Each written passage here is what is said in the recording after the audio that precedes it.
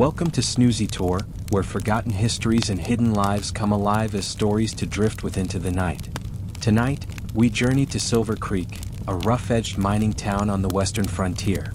Beneath the saloon lights and the dust of the railroad, women dismissed as soiled doves discover a different kind of power, building alliances, shaping a community, and daring to stand against the wealthy men who would erase them. This is not just a tale of survival but of transformation, where respect is earned not by birth, but by courage. So settle in, let the lamps burn low, and step into the untold story of the women who changed the Wild West in ways history books never dared to write. And so, the story of Silver Creek reminds us that even in the harshest places, resilience and solidarity can rewrite destiny. If you found yourself drawn into this world, if the voices of these women linger with you, support the channel by liking this video and subscribing to Storie. Your support keeps these forgotten stories alive, and there are many more to tell. Until next time, rest easy and remember, history is never just in the past. It lives on in the stories we share. The stagecoach jolted violently as its iron-rimmed wheels struck another rut in the frozen dirt road. Elenina Blackwood, though here she would call herself Martha, gripped the worn leather strap overhead and tried to steady her breathing. She had rehearsed the new name in her head for miles, repeating it until it no longer felt foreign on her tongue. Elenina belonged to Boston, to the world of lace gloves and parlors and a marriage that had collapsed like paper in the rain. Martha belonged here, to the edge of nowhere, where past lives could be buried under dust and whiskey. The stage finally rattled to a halt in the center of Silver Creek, a mining town still more mud than street, more shouting than law. Martha stepped down, skirts brushing against slush, and was met with the reek of coal smoke and the cacophony of a frontier settlement clawing itself into existence. Men in mud-spattered boots hurried between saloons, boarding houses, and supply stores.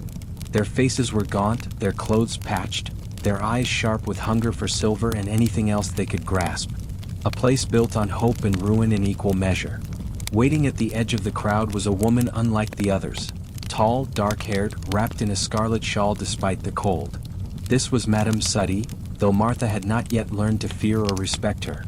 The woman's gaze cut through the noise of the street, appraising Martha with an expression that was neither welcoming nor cruel, merely assessing.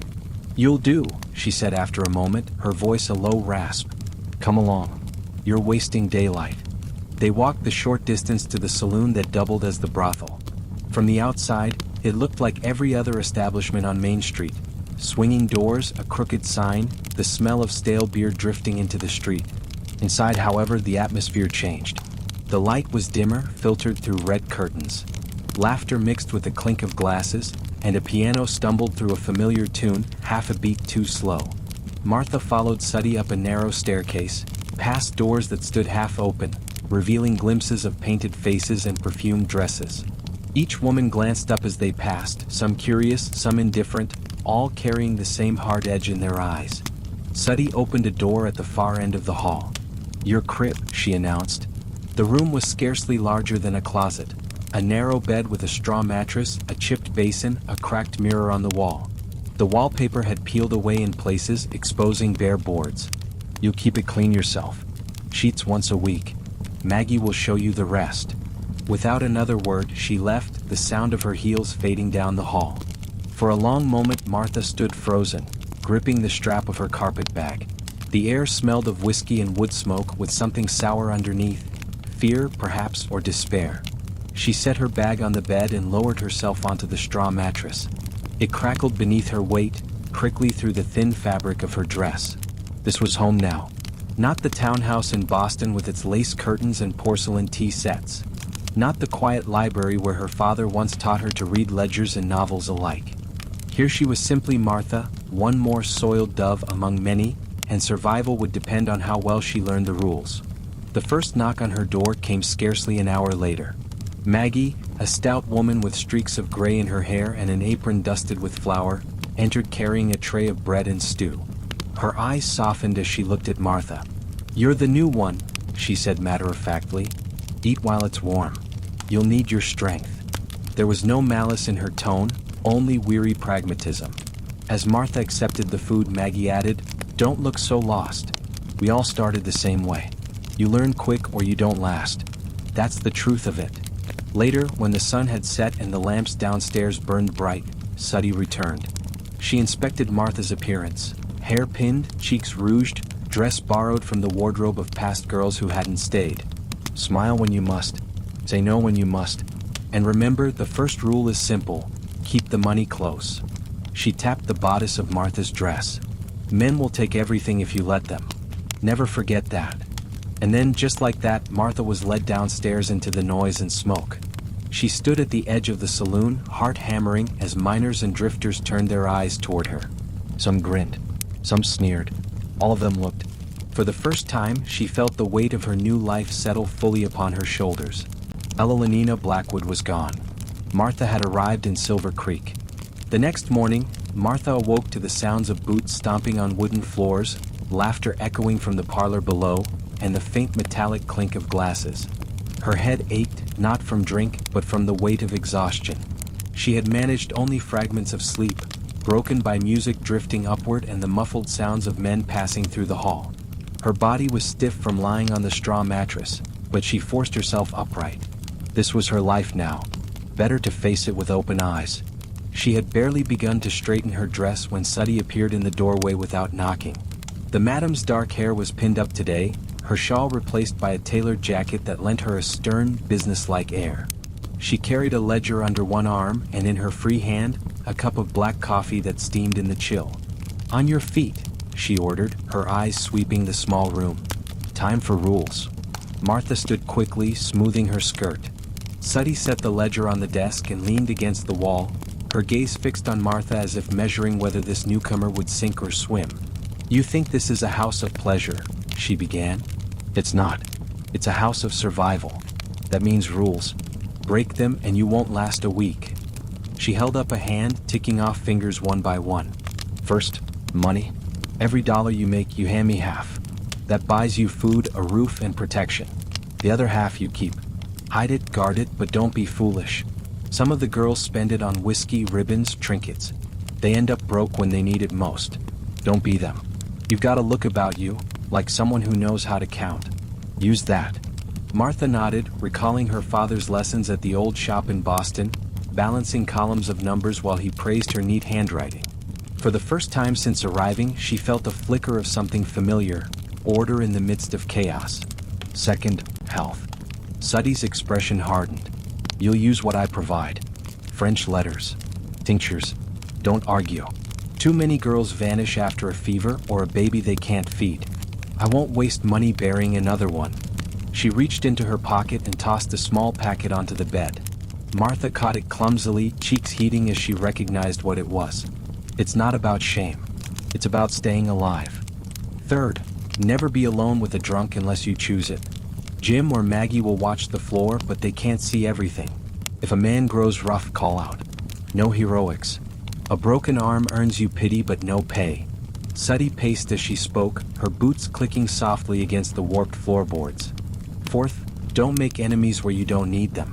Sheriff Parker takes his cut. The council takes theirs. Even the church ladies take gossip. Everyone's eating from the same pie one way or another. You want to stay invisible enough not to cause trouble, but visible enough not to be forgotten. Balance Boston. Always balance." At the name, Martha stiffened. "Boston?" Suddy smirked. "Don't look so shocked. You've got refinement dripping off you even under the rouge. Girls from back east don't end up here unless they've run from something. I don't care what. Everyone's running from something. But you," she tilted her head, eyes narrowing. "You've got more steel than silk. That's good. You'll need it." Martha didn't answer. She was still learning the art of silence, of letting others think what they would without confirming or denying. Suddy seemed to appreciate that because her mouth curved into something like approval. "Last rule," she said quietly, "never forget what you are to these men. You're a fantasy. A drink, a laugh, a moment where they forget the mine and the dust and the hunger. Don't confuse fantasy with reality. Some of the girls do. They fall in love with a miner's promise or a cowboy's charm. It always ends the same, broken. Keep your wits, Martha. That's what keeps you alive." The words landed heavier than the rest. Martha thought of Edward Hayes, the bookshop owner she had glimpsed the night before, and shoved the memory aside. He was different, perhaps, but different didn't matter. Not here. Suddy straightened, picked up her ledger and moved toward the door. Breakfast downstairs in 10 minutes. Maggie will show you where to keep your dresses and paint. Tonight you'll work the floor properly. She paused, turning back just before leaving. One more thing. Don't mistake me for kind. I protect what's mine, but only because it keeps the house running. Earn your place and you'll have it. Fail and Silver Creek will swallow you whole. When she was gone, Martha sank onto the bed, clutching the packet in her hand. The rules were clear, simple, brutal. Have the money. Protect your health. Avoid drunks. Navigate politics. And above all, remember, fantasy was not reality. It was survival. She tucked the packet into her carpet bag, straightened her shoulders, and prepared to descend into the saloon. The day was only beginning, and already she could feel Silver Creek pressing its weight upon her. The kitchen smelled of coffee grounds and frying bacon, a surprisingly homely scent that cut through the haze of whiskey and stale cigar smoke lingering from the night before. Martha hesitated in the doorway, clutching her skirt, until Maggie waved her in with the easy authority of a woman who had spent years running things behind the scenes. Sit, girl. Food's hot and you'll need it. Martha obeyed, sliding onto a bench at the long wooden table. Plates clattered, mugs were passed, and voices overlapped in a chorus of gossip and laughter. For the first time, she saw the other women not as painted silhouettes drifting between rooms but as flesh and blood companions, each with her own rhythms and scars. Maggie, broad-shouldered and motherly, poured coffee into tin mugs and shoved plates down the table. She seemed less a brothel worker than the housekeeper of a large, unruly family. Her hair, streaked with gray, was bound in a practical bun, and her sharp eyes missed nothing. Don't let Suddy scare you too much, she advised, settling opposite Martha. She's tough because she has to be. Keeps us all fed. Next to Maggie sat Pearl, pale and delicate even in the morning light. She sipped her coffee slowly, wincing as if the heat pained her. Martha noticed the way her hands trembled slightly as she lifted the cup, and how Maggie watched her with quiet concern. Pearl offered Martha a faint smile. You'll get used to the noise eventually. Nights are the hardest at first. Her voice carried a softness that hinted at another life, perhaps as a wife or mother, before this one had claimed her. Charlotte entered last, a flash of color in a sky-blue dress too fine for mourning. She twirled dramatically before flopping onto the bench. Another dawn in paradise, she declared, grinning as if the squalor around them were part of a private joke. She caught Martha's eye and winked. So you're the new Boston girl. Don't look so stiff, you'll wrinkle your dress. Laughter rippled around the table, easing the tension Martha hadn't realized she carried. Daisy, younger than the rest, no more than 18, leaned forward eagerly. Did you really come from Boston? Her eyes sparkled with naive curiosity. Is it true the streets are lined with gas lamps and ladies wear gloves even to the market? Martha felt heat rise in her cheeks. Boston seemed like another lifetime, a place she could scarcely admit belonged to her. Yes, she said softly. Something like that. Daisy sighed wistfully, clearly imagining herself in such a world. The conversation shifted quickly, as conversations in the house always did, from small dreams to sharp humor. Charlotte teased Maggie about her cooking, Maggie scolded Daisy for chewing too fast, Pearl murmured a story about a miner who'd cried in her arms the night before. The women spoke with the bluntness of those who had long ago shed illusions about romance or rescue. Yet beneath the banter ran a current of solidarity, an understanding that in this house, survival was collective. Martha listened, learning. She learned that Charlotte's quick wit often defused tense customers. That Daisy's innocence, real or feigned, brought in tips that kept her in ribbons. That Pearl rarely drank but kept a stash of laudanum in her drawer for the nights when the pain became unbearable. That Maggie, though she hadn't taken a customer in years, still split her wages to ensure every girl had shoes without holes. When the plates were cleared and the day's chores divided, Charlotte slung an arm around Martha's shoulders. You'll be all right, Boston. Just remember, the men downstairs, they only see what you show them. Play the part, pocket the coin, and keep your heart locked away. Maggie clucked her tongue. Don't frighten the poor girl her first morning. Charlotte grinned. Better frightened than foolish. She leaned closer, whispering so only Martha could hear. You're prettier than most when you smile. Use it. Out here, a smile can buy more than gold. As the women dispersed, heading to laundry, sewing, or preparing for the evening shift, Martha remained seated for a moment. For weeks she had imagined the brothel as a place of isolation, where each woman fended for herself in competition for survival. Instead, she saw something stranger, almost like family, a rough, patched-together family bound not by blood or choice but by necessity. She thought of Suddy's rules, of the ledger on her desk and the packet in her carpetbag. Rules were one form of survival. But here in the kitchen with Maggie, Pearl, Charlotte, and Daisy, she glimpsed another, sisterhood. Not soft or sentimental but hard-edged, forged like iron in fire. When she finally rose to help Maggie wash the dishes, she caught Pearl watching her with quiet eyes. "It gets easier," Pearl said softly. "Not better but easier. And sometimes," she hesitated as if weighing whether to share the thought, "sometimes you find something worth holding on to even here." Martha carried the words with her as she followed the others back upstairs. Perhaps, just perhaps, there was more to this place than she had first imagined. By mid-afternoon, the brothel quieted. The miners had returned to the shafts, the card tables downstairs sat empty, and the piano player had gone to nurse his hangover. It was the one time of day when the house exhaled, and the women could rest or tend to chores. But Suddy insisted that Martha learn the town beyond the saloon walls. "You can't survive Silver Creek blind," she said, pressing a shawl into Martha's hands. "Come see what feeds us." They stepped out onto Main Street, where the dirt road had turned to thick mud from melting snow. Wagons creaked past, laden with sacks of ore or crates of supplies. Men in coal-dusted clothes hurried toward the assay office, their faces eager or desperate depending on what their pockets held. Across the way, the blacksmith hammered sparks from an anvil, his rhythmic blows ringing above the din. The smell of horse sweat, iron, and whiskey mingled in the sharp winter air. "Everything you see here," Suddy explained, sweeping her arm across the street, "depends on the mine. When the shaft is busy, we're busy. When it collapses, we starve. Simple as that." She guided Martha toward the general store, where a crowd of women waited with baskets, their skirts mud-stained, their hands red with cold. These were the miners' wives, their eyes sharp with suspicion as they noticed Suddy and her companion. One woman muttered something under her breath, and a ripple of laughter followed. Martha lowered her gaze, cheeks burning, but Suddy only smirked. "Don't mind them. They'll take our money quick enough when it comes through their till." At the far end of the street loomed the half-built frame of a church, its wooden beams stark against the sky. A group of women in starched bonnets clustered nearby, handing out pamphlets. One of them, tall, with a thin mouth and a posture stiff as a broom handle, strode forward as Suddy and Martha passed. "Another lost soul dragged into sin," she declared, eyes fixed on Martha. "You needn't follow this woman's path, child. There's redemption in the Lord's house, not in hers." Heat rushed to Martha's face. She opened her mouth to reply, but Suddy spoke first, voice dry as desert sand. "Afternoon to you, Mrs. Holcomb. Fine day for preaching."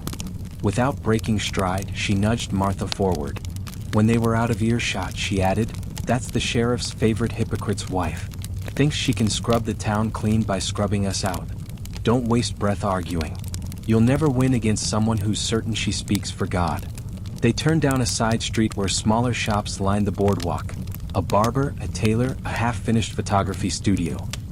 Here, the glances Martha received were less hostile, more curious. A boy no older than 10 paused in sweeping dust from the doorway and stared openly until his mother tugged him back inside. Suddy led Martha toward the sheriff's office, where a broad-shouldered man in a tan coat leaned against the porch rail, hat pulled low. He tipped it at their approach. "Afternoon, Miss Suddy. New girl?" "This is Martha," Suddy replied evenly. "She's under my roof. Remember that." The sheriff's eyes flicked over Martha, assessing but not unkind. "Long as she stays out of trouble, she'll be fine." Martha nodded stiffly, unsure whether to thank him or bristle at the implication. He seemed to sense her discomfort because he added, "Silver Creek's rough, but I keep a lid on it best I can. You watch yourself." Then, with a tug of his hat, he returned inside. As they walked on, Martha whispered, "Does he take your side?" Suddy chuckled. "The sheriff takes whoever's side keeps the town standing. Sometimes that's ours. Sometimes not. Don't confuse protection with friendship." By the time they circled back toward the saloon, dusk had begun to settle, the lamps along Main Street glowing faintly in the murky light. Martha paused outside the brothel doors, taking in the view of Silver Creek. the miners trudging home, the church bell ringing hollowly, the shopkeepers counting coins under lantern light. It was a town balanced on a knife's edge, torn between rough survival and the promise of respectability. And she was caught squarely in the middle. Inside, the piano struck up again, and laughter swelled as the evening crowd poured in. Suddy touched Martha's elbow. "Now you've seen it, the life of the town. Remember it well. These streets will decide whether we eat or starve, whether we're tolerated or cast out. Never forget Boston. This place isn't just about what happens upstairs. It's about power and who gets to hold it." As Martha stepped back into the haze of cigar smoke and cheap perfume, she realized she had been given more than a tour. She had been given a lesson, one that would shape everything to come. The church frame loomed larger each day, its beams rising higher over Main Street like a warning finger pointed toward heaven. By the week's end, the first crude bell had been hoisted into place, and with it came a sharper tone in the air, a sense that Silver Creek was straining to shed its rough edges. That Sunday morning, the street outside the saloon filled with women in stiff collars and children in polished shoes, all filing toward the unfinished church. From the upstairs window of her crib, Martha watched them pass, their gazes sliding toward the brothel with thinly veiled contempt. She was still at the window when Maggie appeared, balancing a tray of biscuits. "They look at us like we're poison," Martha murmured. Maggie set the tray down and shrugged. "Let 'em look. They'll still take our coin at the store tomorrow." But the glances felt heavier than Martha wanted to admit, especially when one of the women broke from the group and approached the saloon steps. It was Mrs. Holcomb herself, her bonnet crisp, her mouth set like iron. She raised her hand and knocked firmly, ignoring the murmurs behind her. When Suddy answered, arms crossed, Mrs. Holcomb's voice rang clear enough for the entire street. "This place corrupts our town. It corrupts our men, our children's fathers, and even lost young women like that one." Her eyes speared Martha in the upstairs window. "You're still new here, child. It's not too late to repent. Come to the church, find honest work. Leave this pit before it drags you down." Heat flooded Martha's cheeks. Every instinct screamed at her to shrink back, to hide, but something steadier rose instead. Slowly, she pushed open the window and leaned out.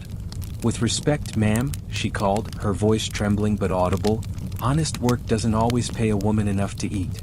A shocked murmur rippled through the street. Mrs. Holcomb's face flushed crimson. "There is always respectable work for those who seek it," she snapped. "Laundress, seamstress, cook, anything is better than selling yourself." Martha's grip tightened on the windowsill. She thought of the coin hidden under her floorboard, the only shield between her and starvation. She thought of Pearl, sending money to Denver so her children could attend school. She thought of Maggie, her hands raw from washing, still keeping food on the table for them all. "Respectability doesn't keep the hunger off your bones," Martha said quietly. "This does." A gasp went up from the gathering. Down below, Suddy's lips curved in the faintest smirk. Mrs. Holcomb stiffened, clearly unaccustomed to open defiance. "You poor deluded creature," she hissed. "You've been deceived into believing survival justifies sin. I will pray for your soul." Without another word, she turned sharply on her heel and swept back toward the church, her entourage trailing behind like geese. The bell clanged overhead, harsh and metallic. Inside, Suddy shut the saloon door with deliberate calm. She looked up at Martha still framed in the window. "Not bad, Boston," she said dryly.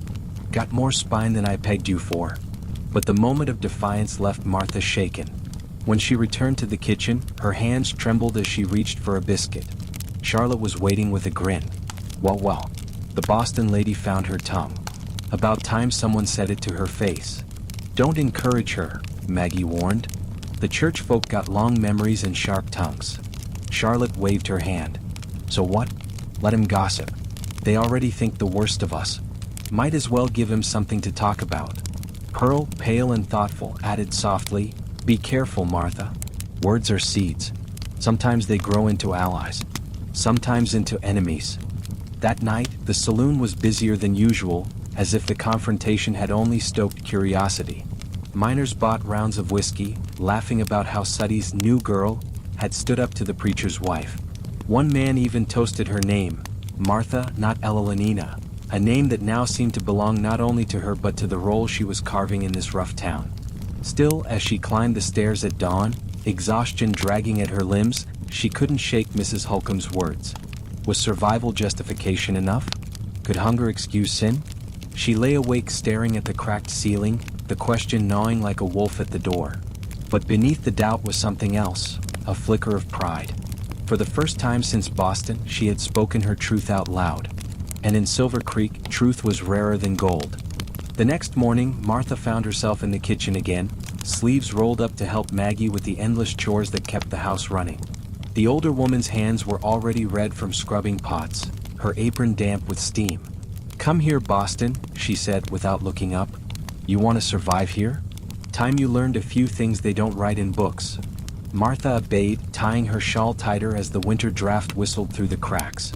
Maggie thrust a pile of linens into her arms. "Sheets. Change them fast, wash them faster. The trick is soap strong enough to kill the smell but not so harsh it eats the cloth. Vinegar helps too. Remember that." As they worked side by side, Maggie's tone softened, though her movements stayed brisk. "You think this life is about charm or paint on your cheeks? It's not. It's about endurance. Most girls don't last a year. They get sick, get sloppy, or get sweet on the wrong man. Then they're gone one way or another." She glanced sideways at Martha. "You're smarter than most. You might last, if you don't let this place rot your mind." Martha paused, wringing out a sheet. "How do you keep it from rotting?" Maggie gave a wry smile, the lines around her mouth deepening. "You learn how to leave yourself behind. Let the body work but keep the mind elsewhere. I recite recipes in my head. Biscuits, pies, stews. Every measure, every step. Keeps me steady." She shook out a sheet with a snap. "Find your own trick. A song, a memory, numbers maybe. Anything that reminds you you're more than what they're paying for." The advice sank into Martha like a stone dropped into a well.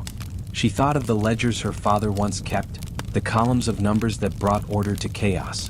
Perhaps that could be her trick, counting, balancing, keeping her mind sharp while her body endured. Maggie wasn't finished. She set aside the last of the sheets and leaned on the table. "Next lesson, hide your money. Don't trust the floorboards, they creak too loud. Best place is somewhere no man would think to look. Behind the coal bin, inside a false hem of a dress. Me, I keep mine in a flour tin. Nobody ever steals flour." She gave a short laugh. "You save enough, maybe you get out one day. Not many do. But hope's a habit worth keeping." Later, as they kneaded bread dough together, Maggie's voice dropped lower. "One more thing. Don't make enemies with the other girls. You'll need them more than you'll need any man. We fight sometimes, sure, but when trouble comes knocking, it's us against the world. Don't forget it." That evening, when the lamps flared and the piano began its ragged tune, Martha tried Maggie's trick. As a miner led her upstairs, breath sour with whiskey, she forced her mind away from the creak of the bed and the weight of his body. Instead, she counted silently, 1, 2, 3, imagining neat columns of figures balancing books in her father's shop. By the time it was over, her body was weary, but her mind felt intact, as if she had managed to preserve some piece of herself. When she returned to the kitchen afterward, Maggie was there, folding laundry. Martha hesitated, then whispered, "I tried what you said. Counting. It helped." Maggie gave her a small, approving nod. "Good. Keep at it. The trick isn't to stop feeling, it's to keep part of yourself untouchable. That's what gets you through." For the first time since arriving in Silver Creek, Martha felt a glimmer of control. She still lived under Suddy's rules, still bore the contempt of the church women, still sold herself nightly. But with Maggie's lessons she had learned something vital, how to endure without losing herself entirely. She climbed the stairs to her room, the day's exhaustion pressing down like a weight, yet in her chest something steadier burned. Survival was no longer blind reaction. It was strategy. And for Martha, strategy had always been the first step toward freedom. By late autumn, Silver Creek buzzed with rumors. The railroad, people whispered, was coming. No one knew exactly when or where the tracks would cut through, but certainty hung in the air like smoke from the smelters. Every conversation at the bar eventually wound its way back to the same question. Where will the depot go? For men, the railroad meant jobs, new supplies, new markets for silver. For women like Martha, it meant something more dangerous: change. Change could bring opportunities, but it could also sweep away fragile lives built on the margins. She overheard the first serious talk one afternoon while sweeping near the bar. Two men sat hunched over whiskey, their voices low but intense. One was older, heavy gold chain glinting against his vest. The other younger, with an Eastern accent. "Mark my words," the older man said, tapping ash from his cigar. "6 months, maybe less, and the railroad will be here. And when it comes, Silver Creek will explode." "You've already bought the land, haven't you?" the younger pressed, admiration in his tone. The man chuckled, smug. "Of course. Land east of Main Street, right where the depot's bound to be. Got it for pennies. When the surveyors announce, I'll own half the future of this town." Martha's heart sank. East of Main Street, that was where Suddy's saloon stood, along with most of the entertainment district. If the depot was built there, men like Holcomb, the name clicked into place, would have all the leverage. She pretended to clean nearby tables, ears straining. "What about businesses already there?" the younger asked. The older man's gaze swept the saloon, lingering on the girls, on Suddy behind the bar. His lip curled. "Some will thrive. Others will find Silver Creek too respectable for their services." Martha's broom froze mid-sweep. Respectable. That word, spat like a weapon, carried the weight of eviction. Later, in the kitchen, she repeated the overheard conversation to Maggie. The older woman didn't look surprised. "Holcomb's been sniffing around for weeks. He's got friends on the council. If the railroad comes through our end of town, he'll do what men like him always do, push us out." "But where would we go?" Martha asked, panic tightening her chest. Maggie shrugged, wringing out a rag. "Some girls follow the work. Next mining camp, next boomtown. Others end up in shanties on the edge of respectability, working for pennies till they drop. Suddy won't give up easy though. She's too stubborn for that." That evening, Martha studied the faces around her with new eyes. Charlotte, laughing too loudly at a rancher's joke. Pearl, quiet but steady, saving every coin for her children. Daisy, twirling through the crowd with infectious energy. All of them, fragile threads in a web that Holcomb could cut with a single decision. Later that night, as she poured a drink for a miner, Martha asked casually, "Do you think the railroad will help this town?" He grinned, showing coal-blackened teeth. "Course it will. More people, more money. Hell, maybe even a theater or a proper hotel." "And what about here?" She gestured around the saloon. The miner hesitated. "Well, towns change. Guess some things don't fit once families move in." His words landed heavy. Families meant wives, children, church picnics. And with them, pressure to erase the women who had built the town's first fragile community. After closing, Martha found Suddy counting coins at the bar. The lamplight cast sharp shadows across her face. "I heard Holcomb today," Martha began, voice low. "He's planning to buy out this end of town when the railroad comes. Says Silver Creek needs to be respectable." Suddy didn't look up, but her mouth tightened. "I know. Men like him always want to sweep the dirt under someone else's rug. But let me tell you something, Boston, without us, this town collapses. Miners without whiskey, without women, without somewhere to leave their wages? They'd riot. Holcomb knows it even if he pretends otherwise.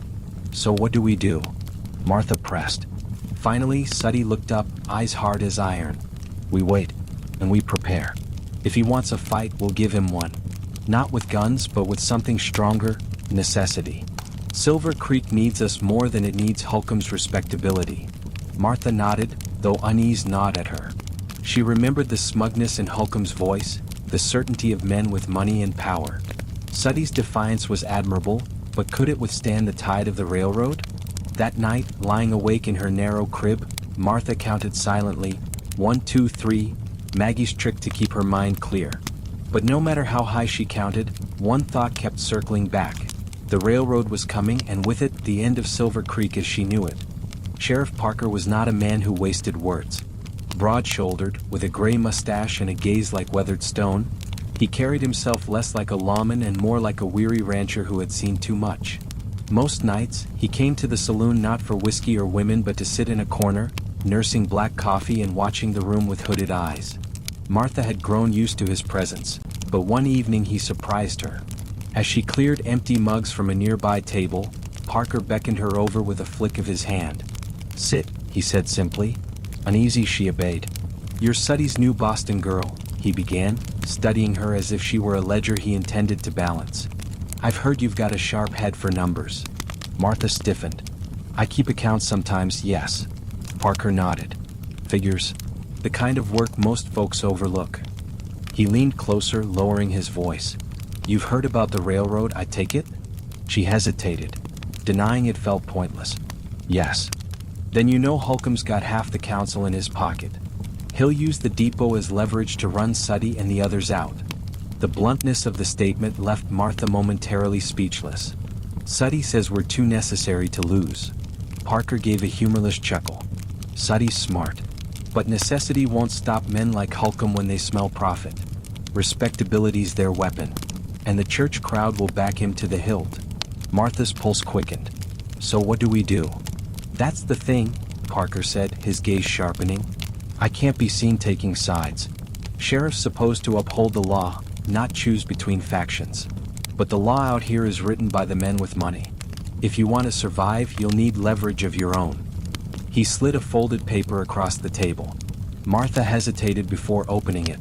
Inside was a list of names, council members, merchants, landowners, each with notes beside them. Debts owed, favors granted, secrets whispered. Her stomach tightened. You keep records on everyone? Call it insurance, Parker said. I don't pick fights, but I don't walk blind either. Now here's the bargain. His voice dropped lower so only she could hear. You help Suddy keep order in this place. No brawls spilling into the street, no miners knifed on the steps. Silver Creek's rough enough without giving Holcomb more ammunition. Do that, and I'll make sure certain information finds its way into the right ears when the time comes. Martha felt the weight of the paper in her hands. It was more than gossip. It was power. Why me? She asked cautiously. Because you're not blind yet, Parker replied. Most folks pick a side without knowing it. You're still looking for one. Makes you careful.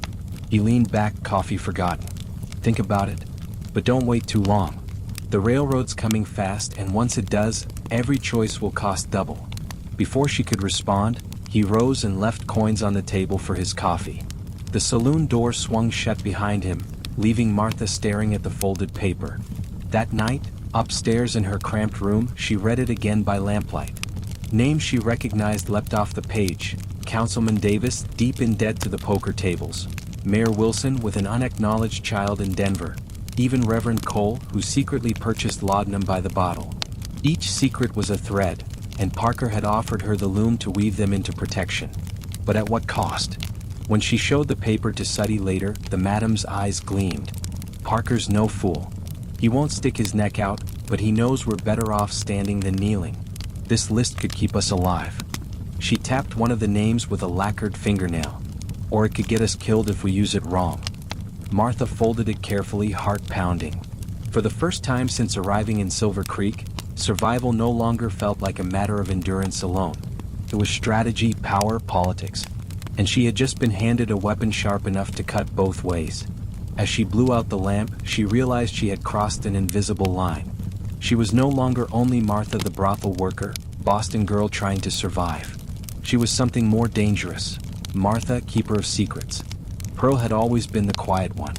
While Charlotte filled the saloon with raucous laughter and Daisy sparkled like a lantern flame, Pearl slipped through her nights like a shadow, soft-spoken, efficient, never drawing more attention than she had to.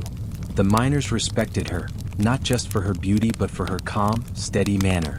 To the other women, she was a kind of older sister, tending to fevers, stitching torn hems, listening without judgment.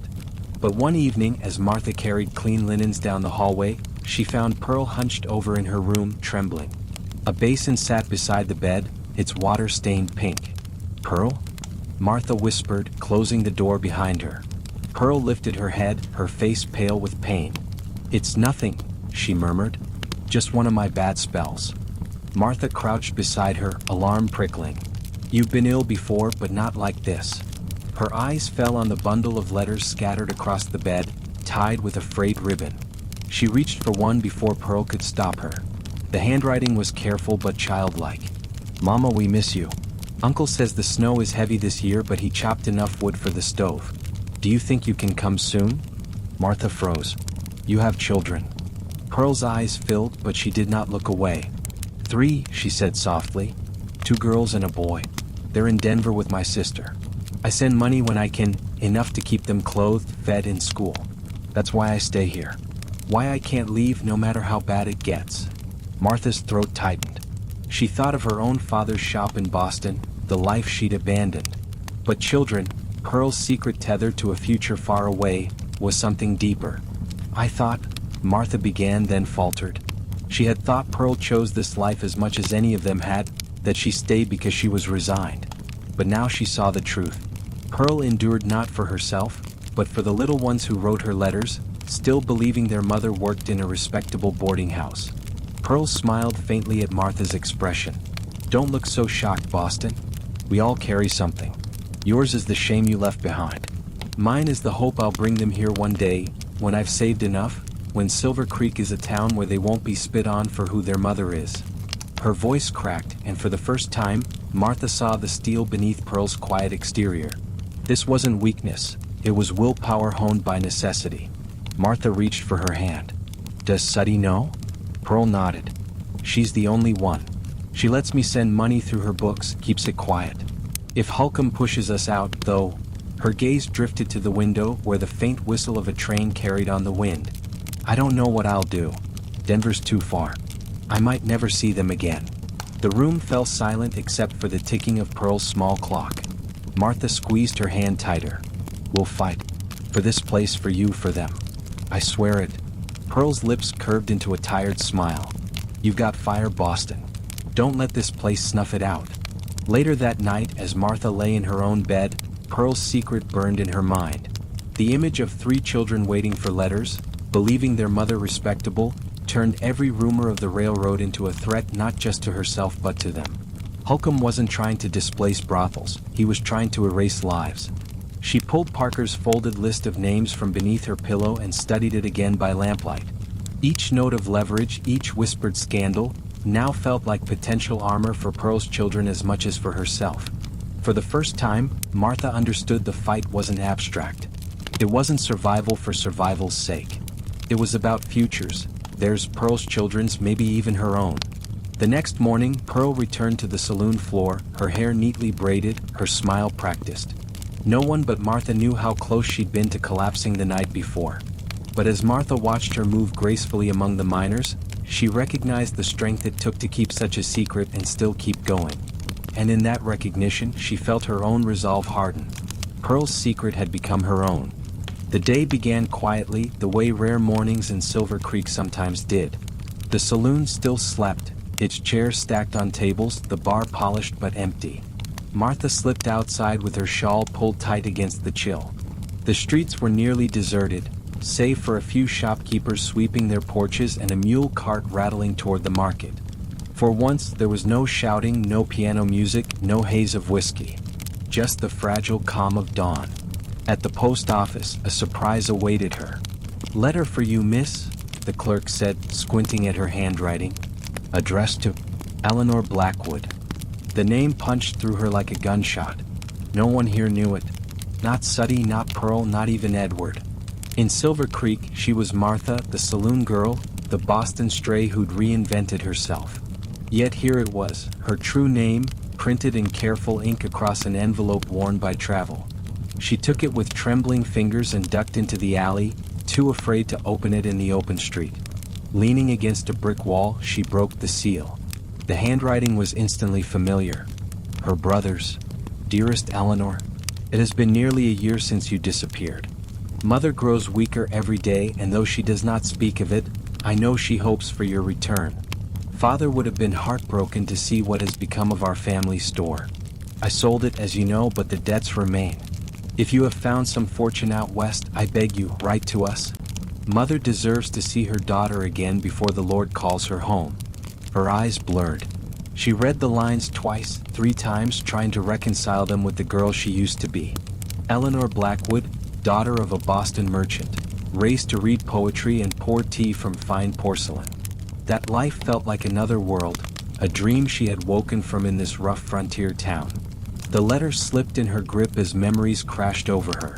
Her brother's scorn when she questioned his decisions, the suffocating weight of expectation, the scandal that had driven her to flee. Yet, beneath it all, the mention of her mother's failing health tugged at her heart. Martha folded the paper and pressed it to her chest. Was it a plea? A trap? a reminder of everything she had lost, or everything she might still reclaim. Back at the saloon, Suddy found her staring at the letter over a half-empty cup of coffee. "You look like you've seen a ghost." "In a way I have," Martha murmured, sliding the envelope across the table.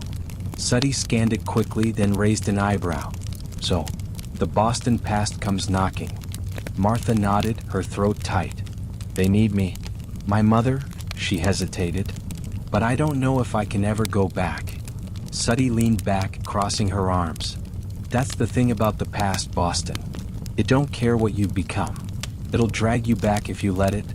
Question is, are you strong enough to tell it no?" Martha traced the ink on the envelope. She wasn't sure. Not anymore. That evening, Edward Hayes stopped by with a book under his arm. Tennyson's poems, freshly arrived in his first shipment. He noticed the tension in her face instantly. "What troubles you?" She handed him the letter without a word. His brow furrowed as he read. When he looked up, his expression was gentle but steady. "You must decide if the Eleanor they're calling for still exists, or if Martha of Silver Creek is who you are now." The weight of his words lingered as she returned to her room that night. She placed the letter beneath the floorboard beside her savings. One part of her longed to run, to answer the call of family and duty. But another part, new, stronger, whispered that perhaps Silver Creek was where her future truly lay. The past had found her. But whether it would claim her was a question yet unanswered. The next few nights passed in a blur of half-sleep and restless thoughts. The letter from Boston weighed heavy in Martha's bodice, as if the paper itself carried the pull of two worlds, the past that beckoned and the present that demanded. She worked as always, pouring drinks, laughing at jokes, retreating upstairs with men, but her mind was elsewhere. Each time Edward Hayes walked into the saloon, her heart gave a treacherous jolt. He still came most evenings, though rarely for pleasure. Instead, he brought books, news from the West End, or simply a quiet presence in the noisy chaos. He was different, and that difference unsettled her more than she cared to admit. On a late night when the crowd had thinned, he lingered by the bar, waiting. Suddy raised an eyebrow at Martha. "He's here for you, Boston. Don't keep the poor man waiting." Martha bristled at the implication, but her cheeks warmed all the same.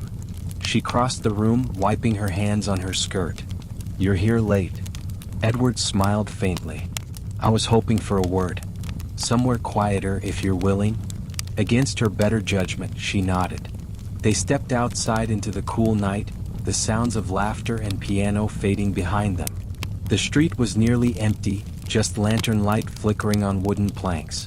For a long moment he said nothing. Then, with uncharacteristic urgency, he spoke.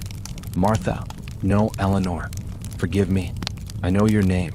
You slipped once when you read aloud from that book of poetry. You said Eleanor Blackwood, and I remembered." Her breath caught. "You never said." "I didn't want to shame you," he interrupted gently. "We all come here carrying secrets. But I've carried one of my own, and I can't any longer." Her pulse quickened. She should have turned, gone back inside, ended this before it began. But something in his voice, raw, earnest, rooted her to the spot. Edward took a breath. "I didn't come to Silver Creek only to open a bookshop. I came to escape. Back east, my family had expectations. A career in law, marriage to a woman I did not love, a life mapped out by others. I ran from it, just as you did." Martha's chest tightened. Two runaways, she thought, meeting in the unlikeliest of places. He continued, eyes searching hers. "But here with you, I found something I never thought I would. A companion and equal. Someone who sees books not as luxuries but as lifelines. Someone who understands what it means to build a self from nothing." His voice softened. "I've grown to care for you, deeply." The night air felt suddenly thin. She gripped the railing of the porch, fighting the swell of emotions his words ignited. "Edward, you don't know what you're saying. You don't know what I've done, what I am here." "I know enough," he said firmly. "I know that you're intelligent, resilient, brave. That you've helped transform this town more than any councilman. That when you read, your eyes light like a lamp. That when you laugh, truly laugh, it feels like the world isn't so heavy. Those things are you, Eleanor. not the circumstances that forced you into this place. Tears stung her eyes before she could stop them. She had been called many things: temptress, whore, fallen woman, but never brave, never resilient, never worthy of something like love. Edward, her voice cracked. You mustn't say these things. Nothing good can come of it. Maybe, he admitted, but maybe something true can. He reached for her hand, hesitant but steady. All I ask is that you don't dismiss me outright. Let me stand with you, whatever comes next. With Holcomb, with the railroad, with your family in Boston, even with this life here. I want to be part of your fight. She looked down at his hand, warm and steady against her trembling fingers. A dangerous part of her longed to accept, to lean into the hope he offered. But another voice, colder, warned her. Men promise, then vanish. Men protect, then betray. Suddy's words echoed in her memory. There's surviving, and then there's thriving. Big difference. For the first time, Martha wondered if Edward Hayes might be the key to crossing that divide. She did not answer him then. Could not. But when they returned to the saloon, she felt the weight of his confession like a spark lodged in her chest. Dangerous, unquenchable, and impossible to ignore. The morning after Edward's confession, Silver Creek awoke uneasy. Whispers of new ordinances spread through the streets like wildfire. At the bakery, customers murmured about rising license fees. At the blacksmith's forge, talk turned bitter over rumors of Holcomb buying up land near the rail survey. By noon, the saloon buzzed with miners, merchants, and wives all speculating on what progress would cost them. Suddy listened with her usual stillness, her sharp eyes flicking from face to face as though tallying allies and enemies. Martha noticed the way she clenched her jaw, a sure sign something larger loomed. It came in the form of a notice nailed to the town hall doors that afternoon. By order of the Silver Creek Council, all establishments of entertainment must renew licenses under revised conditions effective immediately. Increased fees, stricter health inspections, and compliance with new zoning to be determined. Non-compliance will result in revocation of license and closure. The wording was official, but the hand guiding it was clear. Holcomb had made his move. When Martha read the notice aloud inside the saloon, a ripple of fear passed through the women. Charlotte cursed under her breath. Daisy paled. Even Maggie, usually unshakable, muttered a prayer. Pearl broke the silence. It's a slow noose. Strangle us out without firing a shot. Suddy tore the notice from Martha's hands and pinned it to the wall. Then we fight it, like we always do. But the confidence in her voice carried strain. Later, in her office, Suddy poured herself a stiff drink before spreading maps across the desk. Martha lingered in the doorway until Suddy spoke. He's clever, Suddy muttered. This way he doesn't look like a tyrant. He looks like a civic leader keeping the town clean for the railroad. Martha stepped inside. And we look like the problem. Suddy's gaze lifted, sharp and approving. Exactly. Before Martha could reply, the door opened. Edward Hayes entered, hat in hand. I came as soon as I heard. His voice was steady, but his face was grim. Holcomb announced the council meeting will be in 3 days. He means to push this ordinance through fast. Suddy leaned back, eyes narrowing. 3 days. He wants us scrambling. Edward spread a folded paper across the desk. I copied what I could from the draft ordinance. It's worse than the notice. Triple licensing fees. Curfews on operating hours. And zoning that moves all saloons and brothels to the far south end of town. Away from the railroad, away from Main Street. The words landed like hammer blows. Relocation would gut them. Customers wouldn't trek half a mile when the railroad brought new diversions closer. The East End would become a ghost town overnight. Charlotte burst into the office, having overheard. So that's it? We just pack up and move to some shack by the creek. No, Suddy's voice cut sharp as steel. That's what he wants. We don't give him what he wants. Edward hesitated. If you push back too hard, he'll use the law. Sheriff Parker can only protect you so far. Suddy slammed her glass on the table. Then we change the law, or the council's mind. We've been working for weeks to prove our worth. Now's the time to show it. Martha felt her chest tighten. This was the turning point she had dreaded and anticipated all at once.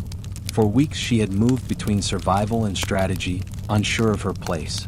But now, with Pearl's children in Denver, with Edward's confession still burning in her memory, She realized she had more at stake than she'd ever admitted. What if we gather proof? Martha spoke suddenly, surprising herself. Numbers, records, show how much tax revenue the saloon generates, how many miners spend here instead of leaving town. Show what would be lost if we were forced out. Edward's eyes lit. Economic leverage. Mayor Wilson might listen to that. Suddy nodded slowly, then pointed at Martha. Get me those figures by tomorrow night. You've got the knack for it. We'll make them choke on their own arguments. Martha swallowed but nodded. She thought of her father's store in Boston, of ledgers filled with neat columns, of her own secret hoard beneath the floorboard. Numbers were her armor, and maybe, just maybe, they could be her weapon too. That night, as the saloon filled with music and miners again, Martha stood by the bar, ledger in hand, watching the room with new eyes. Every drink poured, every dollar exchanged, every laugh rising over the piano. These weren't just transactions. They were evidence. Proof that the saloon wasn't a blight but the beating heart of Silver Creek. And if Holcomb wanted to erase them, she would make damn sure the town understood the cost. By dawn, Martha was already at the desk in Suddy's office, sleeves rolled, ink-stained fingers working furiously. The ledger lay open before her, its pages filled with neat columns of income and expenses. 4 weeks she had kept accounts at Suddy's request, but now she worked with new urgency. These weren't just numbers, they were ammunition. Every drink poured, every rented room, every pound of coal purchased from the blacksmith, every sack of flour bought from the general store, all of it fed into Silver Creek's economy. Holcomb wanted to frame them as parasites, but Martha saw the truth. They were lifeblood. Suddy entered mid-morning, hair unkempt, eyes bloodshot from a night spent meeting allies. She poured herself coffee and leaned over Martha's shoulder. Well? Martha tapped the ledger. Here. In the last quarter, the saloon generated more in taxes than the entire West End's dry goods shops combined. Add in what the girls spend locally, clothes, food, medicine, were tied into every business in town. Shut us down and half the shops would collapse within a month. Suddy whistled low. Damn Boston. You could make a preacher argue for whiskey with numbers like that. But Martha wasn't finished. She turned a fresh page and began drafting neat rows. We'll need affidavits too. Shopkeepers, miners, anyone who's benefited from us. Not just figures, faces and stories. Pearl appeared in the doorway, pale but resolute. Mrs. Collins can help. The miners' wives listen to her. If they speak up, it'll carry weight. Charlotte snorted. Assuming they're not too busy pretending they've never set foot in here. Pearl gave her a pointed look. Their husbands will remind them. By afternoon, the saloon became an unlikely hub of civic preparation. Maggie brewed endless pots of coffee while Daisy copied figures in her tidy script. Charlotte, surprisingly persuasive when not sarcastic, coaxed miners into signing statements about how the saloon provided comfort and stability after grueling shifts. Even Pearl managed a few lines in her delicate hand, writing about the doctor they had brought from Denver. Edward arrived with a stack of blank forms borrowed from the town clerk's office. Petition templates, he explained, setting them on the table. If we want the council to listen, we'll need signatures, lots of them. Suddy smirked. Look at us, whores and bookkeepers, running a better campaign than Holcomb with all his money. But there was tension beneath the humor. Everyone knew Holcomb wouldn't sit idle. He had money, council votes, and the governor's ear. What they had was fragile, a patchwork of numbers, testimonies, and unlikely alliances. That evening, Martha found herself at Edward's bookshop in progress. Crates of books still sat unopened, but he cleared space on a table for their growing stack of petitions. The two of them worked side by side, his handwriting elegant, hers precise. You're remarkable, he said suddenly, breaking the silence. She glanced up, startled. For balancing numbers? For seeing the bigger picture, he corrected gently. Most would have resigned themselves. You're fighting. Martha felt heat rise in her cheeks. Maybe because I finally have something worth fighting for. The words slipped out before she could stop them. Edward's expression softened, but he didn't press.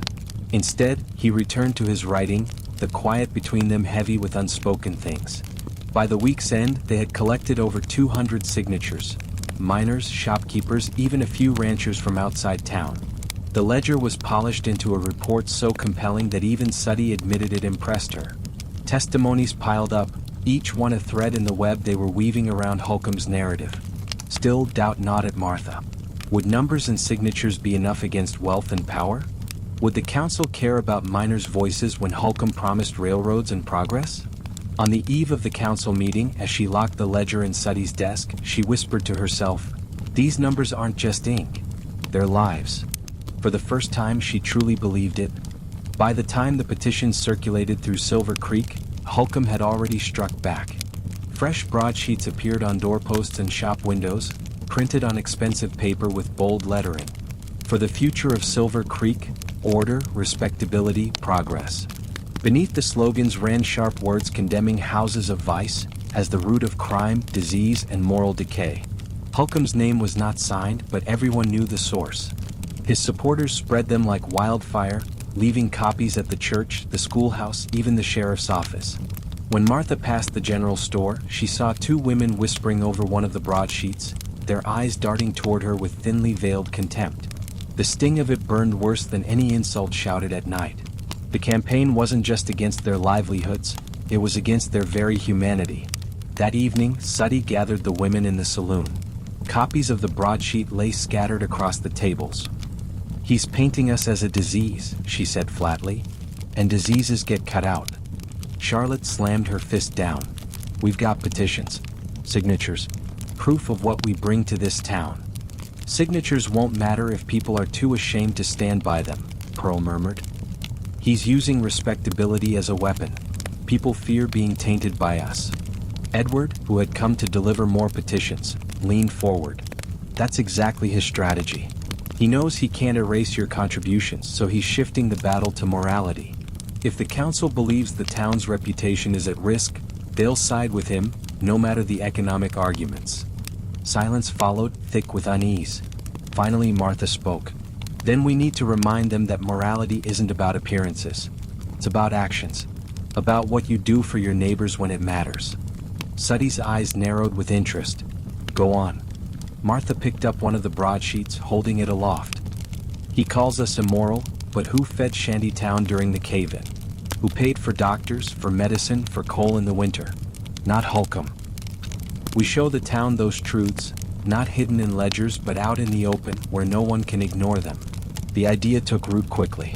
Over the next days, the women became more visible than ever. Maggie and Daisy organized a public soup kitchen, serving miners' families in front of the saloon itself. Charlotte rallied musicians for a free community dance, filling the street with laughter and music Holcomb couldn't drown out.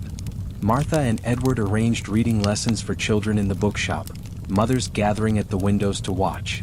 It was risky, visibility brought scrutiny, but the tide began to shift. A miner's wife stopped Martha on the street, pressing her hand. "My boy eats because of you," she whispered, eyes shining with quiet gratitude. But not everyone approved. The church bell rang louder each Sunday, sermons denouncing false charity from fallen women. Mothers pulled their children away when Pearl walked by. Men who once flirted openly now turned their heads, fearful of being seen. Silver Creek was dividing down invisible lines, and the tension simmered like a storm waiting to break. On the night before the council meeting, Martha returned from the bookshop with Edward to find a crowd gathered outside the saloon. Holcomb stood at the center, flanked by his supporters. His voice carried over the murmurs. Silver Creek must choose, decency or decay, progress or stagnation. Do we want to welcome the railroad with pride or shame? Shouts of agreement rose, but so did voices of dissent. A miner called out, "What about when my boy was dying and they paid for a doctor?" Another added, "What about the school lessons? The food in Shantytown?" Holcomb's smile was thin, practiced. "Such acts don't erase sin. Vice cannot be washed clean by charity." Martha's hands trembled, but she forced her way through the crowd. "If vice is feeding the hungry and healing the sick," she said loudly, "then maybe this town could use more of it." Gasps rippled, followed by scattered applause. Holcomb's eyes locked on hers, cold and calculating. For the first time, Martha saw the mask slip. Beneath the polished veneer was a man enraged at losing control of the narrative. "This isn't over," he said, voice low enough only she could hear. "No," Martha replied, chin high. "It's just beginning." That night, as lanterns burned low, Silver Creek held its breath. Tomorrow the council would decide. But already the battle lines were drawn. Between money and memory, reputation and reality, Holcomb's vision of respectability and the women's fragile fight for recognition. The town was divided, and the future balanced on a knife's edge. The morning of the council meeting dawned gray, the sky heavy with low clouds that threatened rain. Felt like an omen. Martha dressed carefully in her plain blue dress, hair pinned modestly, rouge barely visible. Not the costume of a saloon girl, but the attire of a woman who wanted to be taken seriously. When she stepped downstairs, the saloon was transformed. No liquor bottles lined the bar. The tables were cleared of cards and dice, replaced with stacks of petitions and neat ledgers. The women gathered in somber silence. Charlotte, usually quick with a joke, sat wringing her hands. Pearl's face was pale, though determination hardened her eyes. Maggie busied herself with coffee and biscuits no one had the appetite to eat. Suddy entered last, her presence commanding as ever, though Martha noticed the tension in her jaw. "All right," she said, voice steady.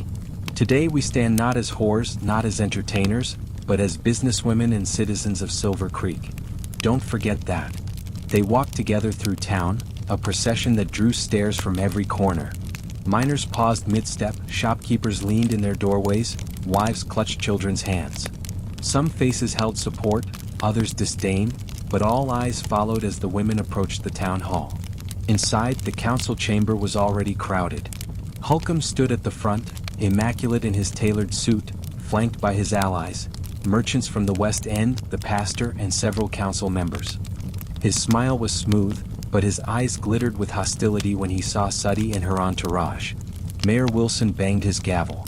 "Order. We convene this special meeting to address Ordinance 28 regarding the regulation of entertainment establishments within Silver Creek." His voice echoed through the hall, solemn and deliberate. Holcomb was the first to speak. He laid out his case with polished rhetoric, his words flowing like oil. Silver Creek is on the cusp of greatness. The railroad brings prosperity, but only if we present ourselves as respectable. What message will investors receive if their first sight is dens of vice lining Main Street? Families will not settle here. Merchants will not invest. Our future depends on order and decency. Applause followed, mostly from his faction. Holcomb's gaze swept the room, triumphant. Then Mayor Wilson nodded toward the opposing table. "Miss Suddy, you may respond." Suddy rose, her crimson dress subdued beneath a dark shawl. She carried herself with dignity, her voice firm but calm. "Respectability is not measured by appearances, but by contributions. We feed the hungry. We brought doctors to dying children. We built a school where none existed. If this council passes a law that drives us out, it is not just our livelihoods at stake, it is the well-being of Silver Creek itself." A murmur of agreement rose from the crowd. Holcomb's jaw tightened. Edward Hayes stepped forward next, carrying the neatly bound ledger Martha had prepared. "I present financial records showing that establishments like Miss Suddy's contribute more than 20% of this town's taxable income. Remove them and you remove stability, revenue, and the very commerce that makes Silver Creek thrive." He laid the ledger on the council table with a satisfying thud. The chamber erupted, miners shouting support, wives voicing concern, Holcomb's allies muttering indignation. Mayor Wilson banged his gavel again. "Order." Then something unexpected happened. A miner named Jackson rose from the gallery. "My boy would be dead if not for these women," he said, voice raw with emotion. "Miss Suddy paid for the doctor when no one else would. That's the truth, respectable or not." Another man stood. Then a woman. Soon the chamber was alive with voices, testimonies of kindness, of aid, of quiet sacrifices Holcomb's pamphlets never mentioned. Martha felt her throat tighten. Weeks of preparation, numbers, petitions, they were powerful. But this was stronger. The town was speaking for them. Holcomb's smile faltered, though he masked it quickly.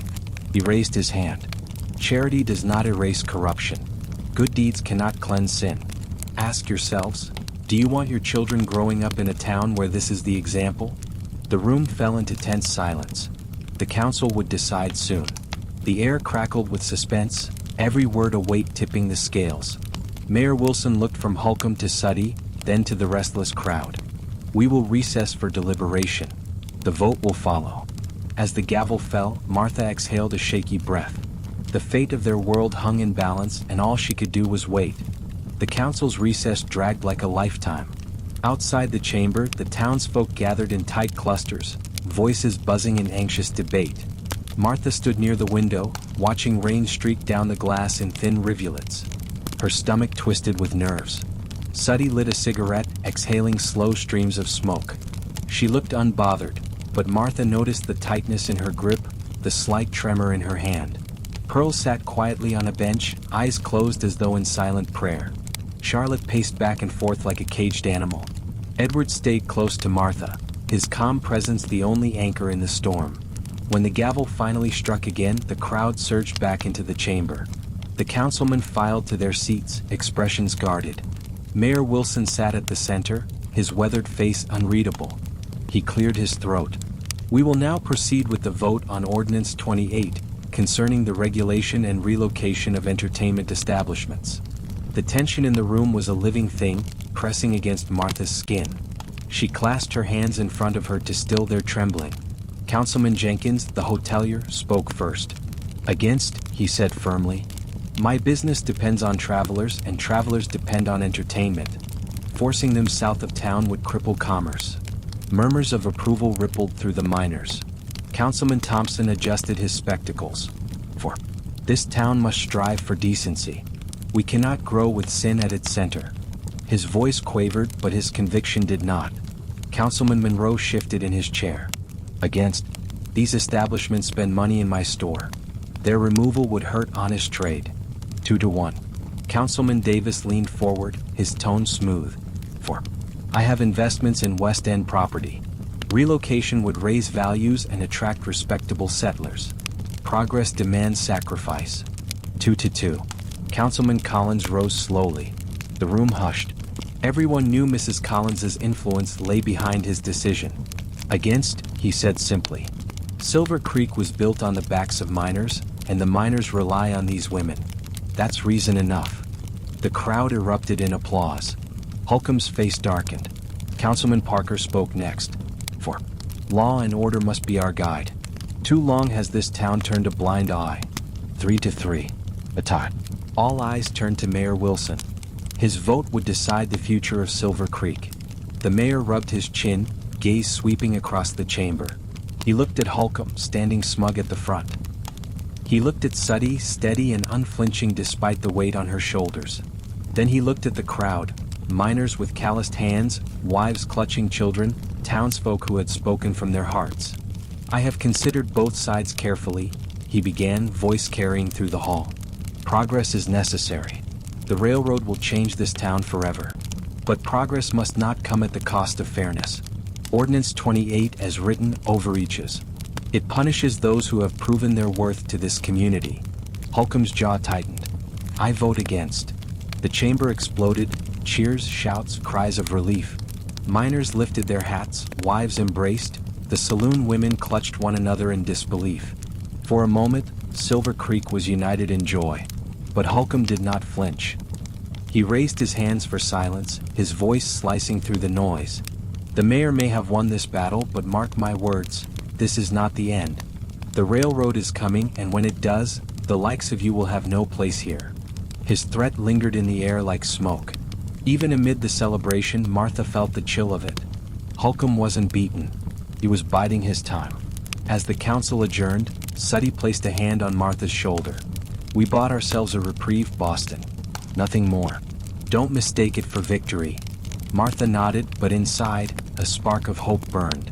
For the first time since arriving in Silver Creek, they had stood together, not just as survivors but as citizens.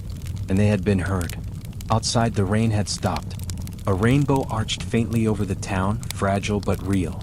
Martha lifted her face to it and thought, perhaps thriving wasn't just a dream after all. The morning after the vote, Silver Creek awoke to a strange calm. For the women of the saloon, it felt like victory. Customers clapped them on the back. Miners bought extra rounds. Even the newspaper editors scribbled notes about a triumph for community voices. But beneath the celebration, unease simmered.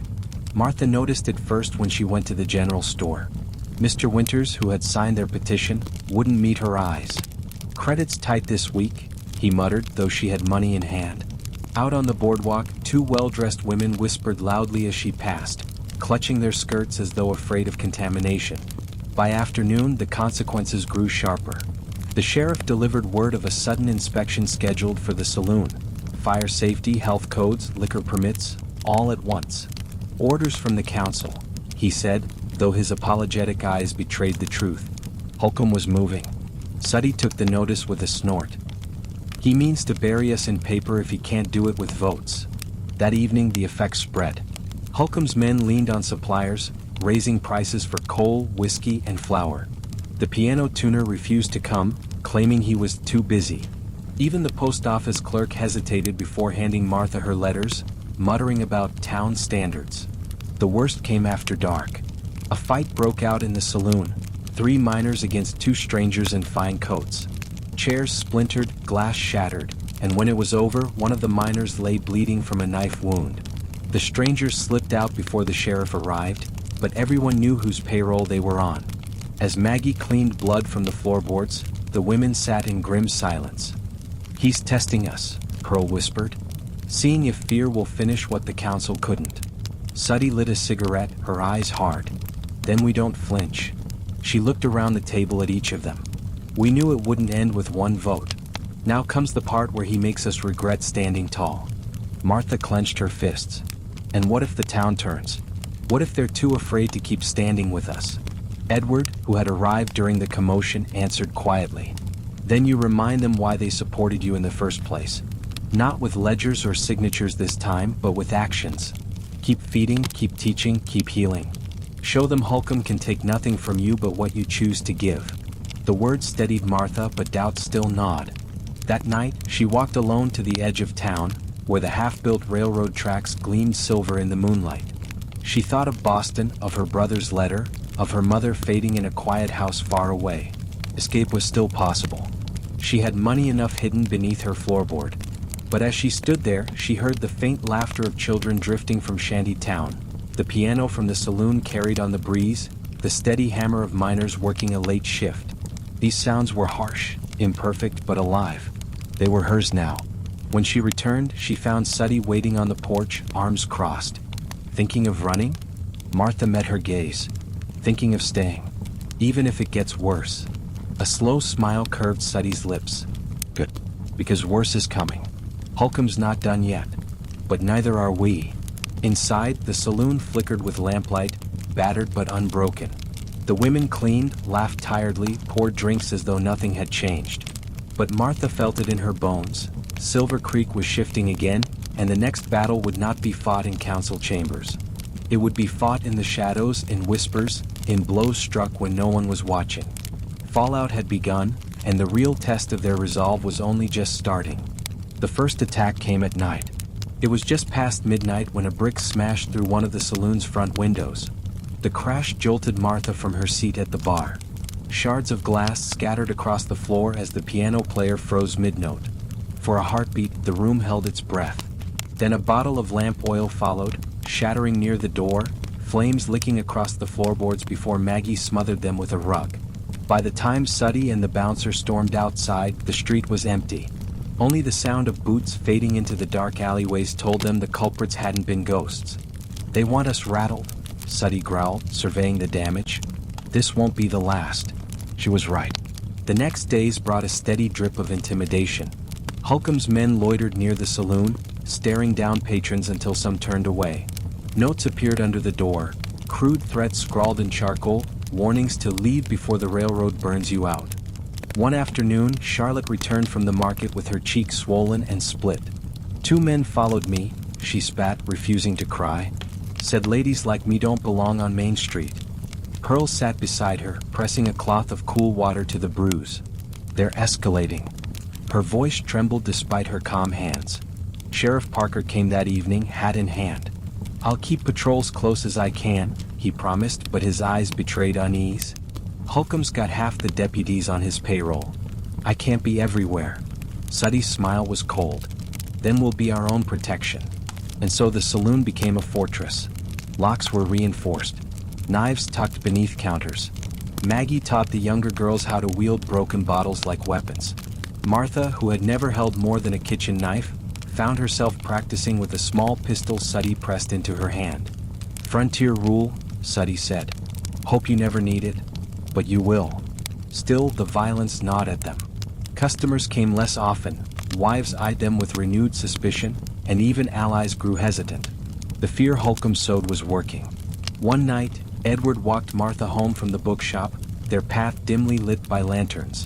His voice was tight. "I saw them following you earlier, 2 men in dark coats. They didn't come close, but they were watching." Martha shivered. "I can't even walk to the market without feeling hunted." Edward stopped in the street, his hand brushing hers. "I won't let anything happen to you." The promise warmed her and frightened her in equal measure. She had learned long ago not to lean on promises. But when she looked into his eyes, steady and fierce, she wanted to believe. The final straw came 2 nights later. A fire broke out behind the saloon, flames devouring stacked wood before Maggie's shouts roused everyone to form a bucket line. They saved the building, but the smoke left them coughing, and the message was clear. Next time, Holcomb's men wouldn't miss. As the women huddled, soot-streaked and weary, Suddy slammed her fist against the wall. Enough waiting for the sheriff. Enough hoping the town will see through his lies. We hit back. Loud, public, undeniable. Martha's voice was hoarse but steady. "How?" Suddy turned, her eyes blazing in the lantern light. "We take the fight to him. If he wants shadows, we drag him into the daylight. Make the whole damn town watch." The room fell silent, the weight of her words sinking in.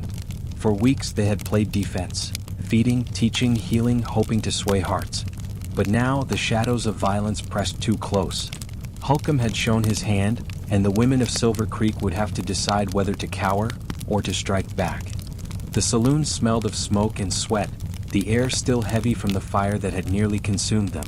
The women sat in a circle, their faces drawn but determined. Suddy stood at the head of the table, tapping ash from her cigarette into an empty glass. "He thinks shadows protect him," she said, her voice like a blade. "So we drag him into the sun." Martha leaned forward, exhaustion giving way to sharp focus. "Expose him. Not with rumors, proof, contracts, bribes, whatever he's hiding. If the town sees his corruption, he can't hide behind words like respectability anymore." Edward, seated beside her, nodded. "Holcomb's power rests on 2 things, money and image. Take either away and he weakens.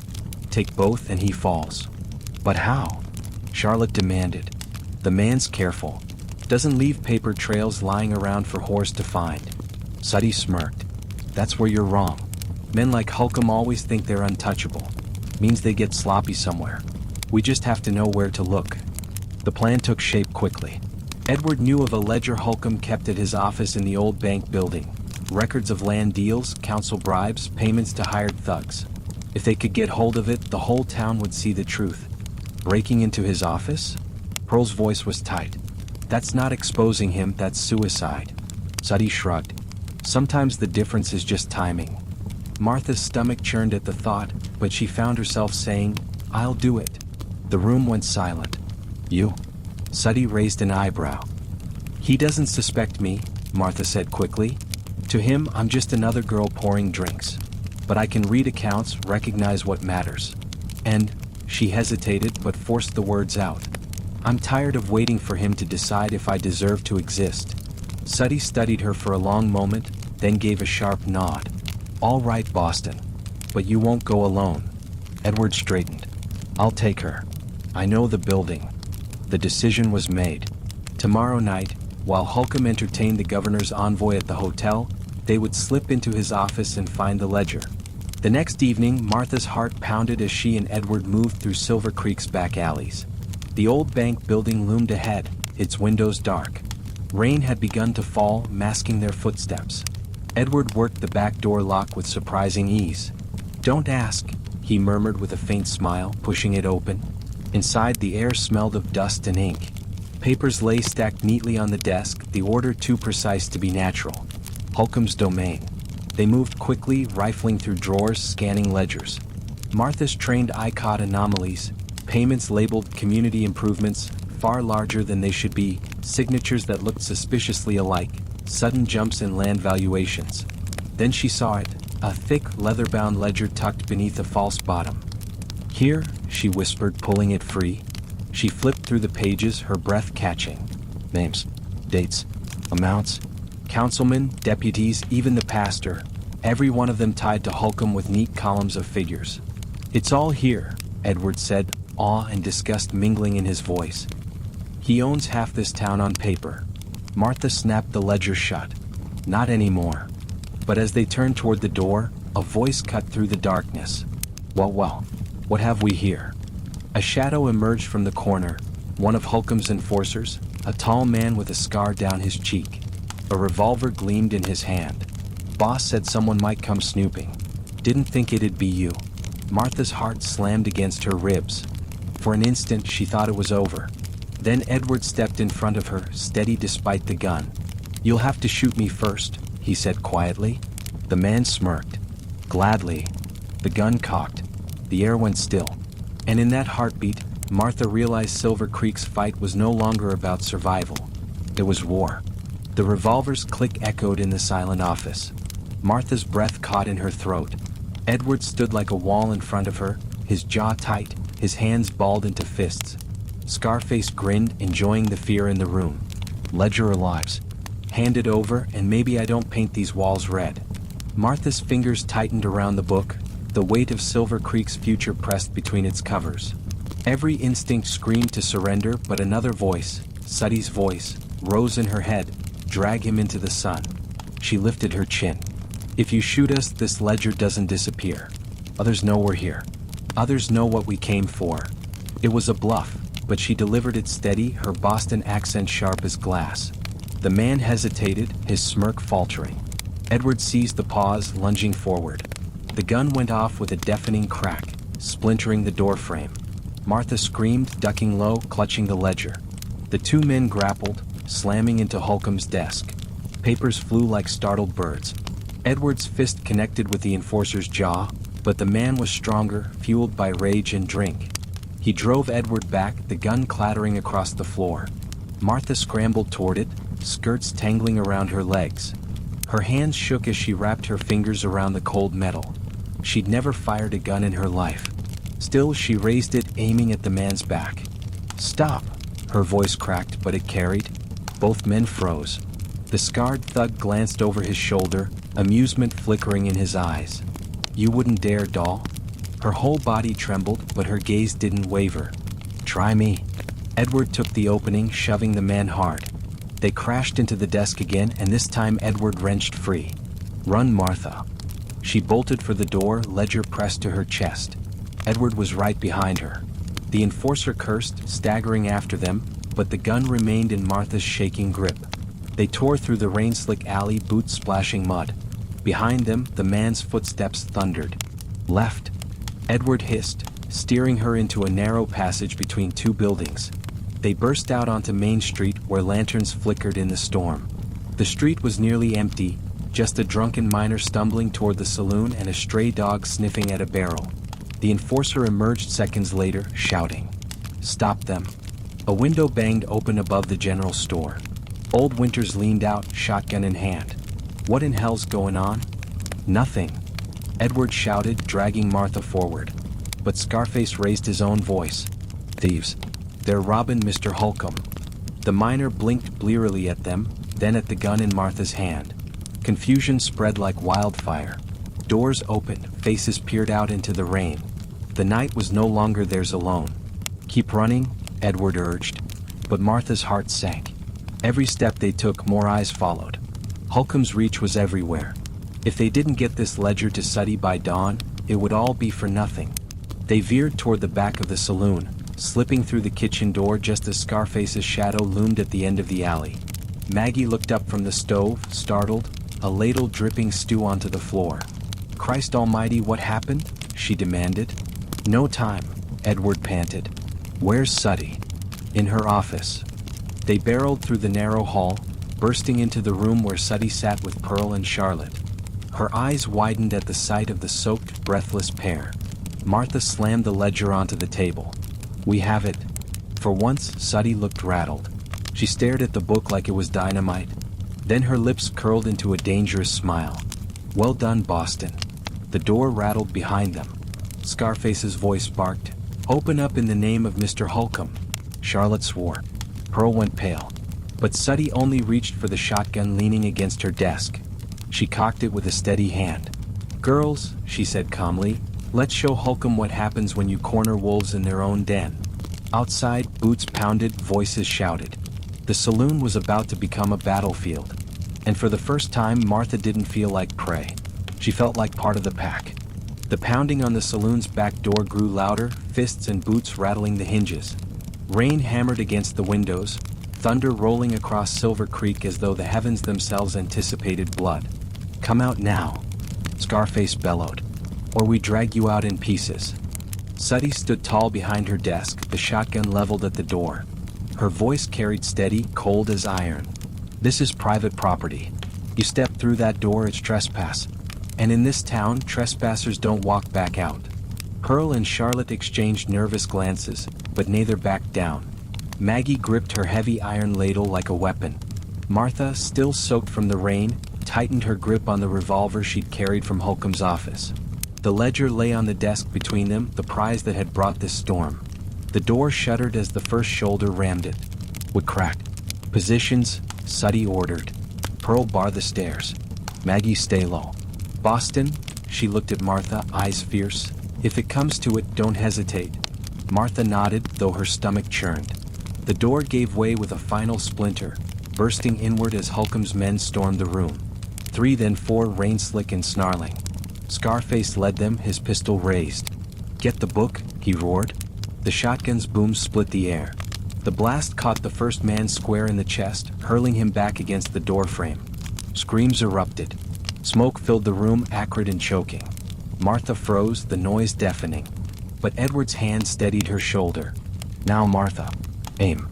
She raised the revolver, firing clumsily. The shot went wide, shattering a lamp. Flames licked up the wallpaper. The room became chaos. Shouts, gunfire, the crash of overturned furniture. Charlotte swung a chair into another man's legs, sending him sprawling. Maggie's ladle came down hard on a skull with a sickening crack. Pearl, pale but resolute, blocked the staircase with a poker wrenched from the hearth, jabbing at anyone who tried to push past. Scarface lunged for the desk. His hand closed around the ledger just as Suddy swung the shotgun but into his jaw. He staggered but held tight. Martha's heart lurched. Everything they'd risked was about to slip away. Without thinking, she dove forward, tackling him. They crashed to the floor, the ledger sliding across the boards. His fist smashed into her cheek, stars exploding in her vision. But rage fueled her, rage at Holcomb, at this endless cycle of being cornered, used, dismissed. She clawed at his face, kicking until Edward tore him off her. "Get the book," Edward shouted. Martha scrambled, seizing the ledger just as fire spread across the curtains. The room filled with smoke. Suddy fired again, the blast driving the remaining thugs back toward the doorway. "Out," one of them yelled. "This ain't worth it." Scarface spat blood, glaring. "This isn't over, bitch." He stumbled after his men, leaving the dead and wounded behind. For a moment, the saloon rang with silence broken only by crackling fire. "Buckets," Suddy barked.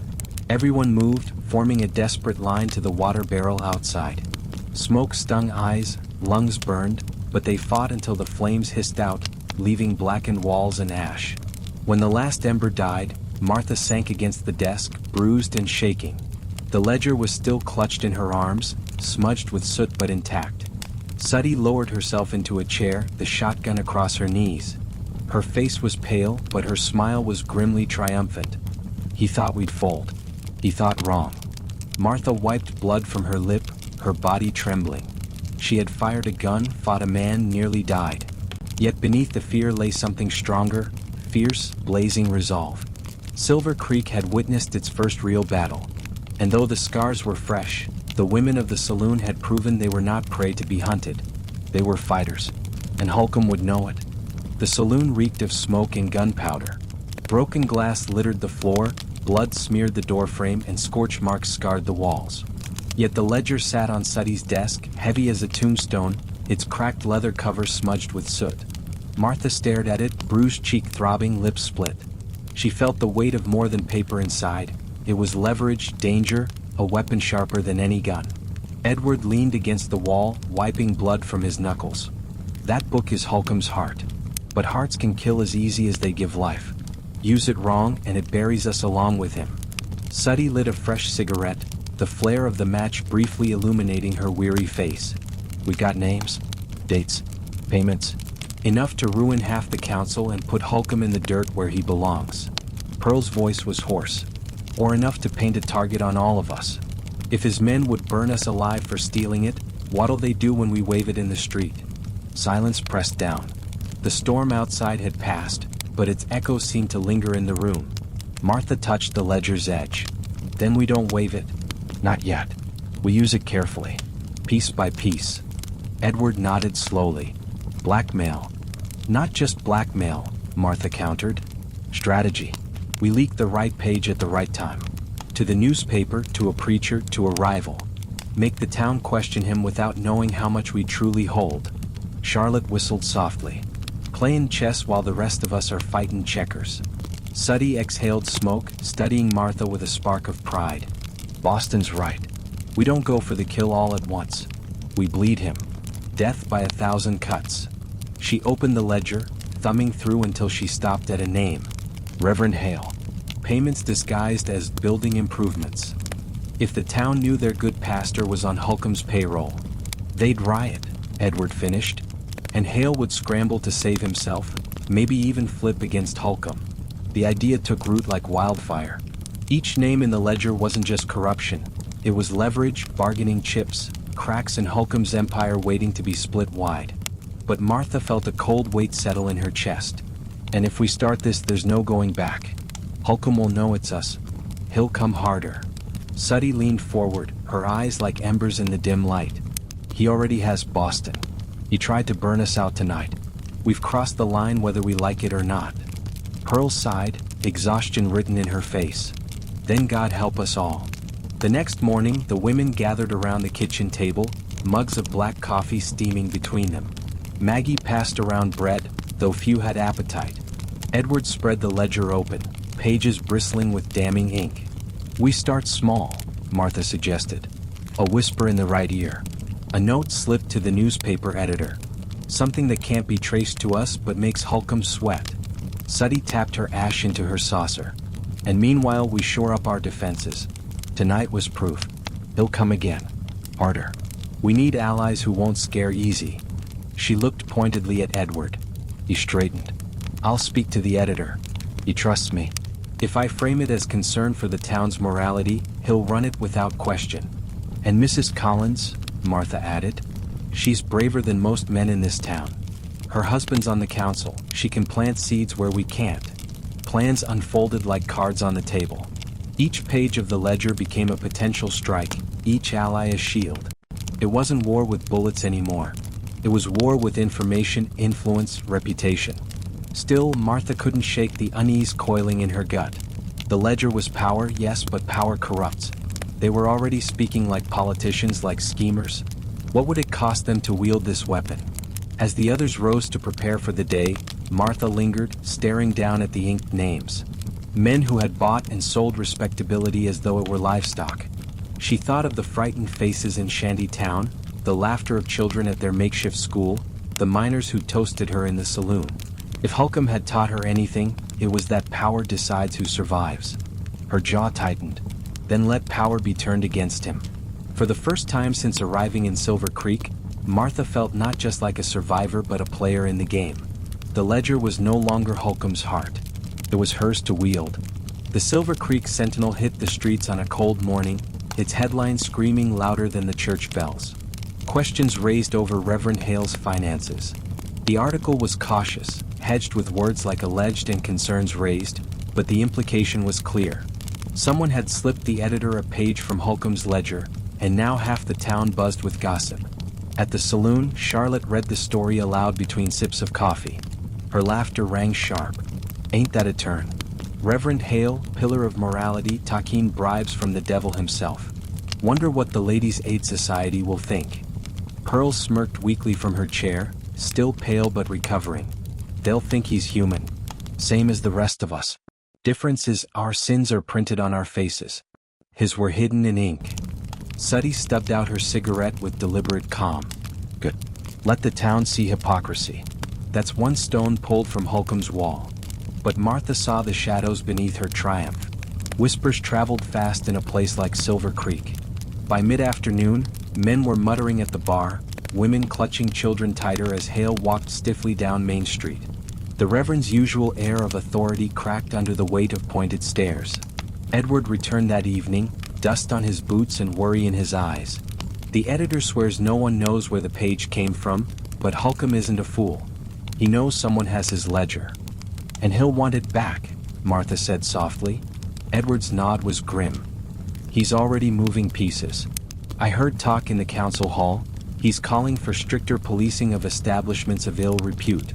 Claims last night's brawl near the Silver Dollar proves the town needs cleaning up. Charlotte snorted. One drunken knife fight and suddenly we're the root of all evil. Typical. It's not just talk, Edward warned. He's riling people up. Handing out whiskey to minors, telling them your kind bleeds the town dry. Maggie slammed a pot down on the stove. Bleeds them dry? Who feeds them when their wages get spent? Who patched them up after the last cave-in? Hypocrite bastard. Suddy lifted her hand. Anger won't win this. We need calm heads. He's making noise because he's rattled.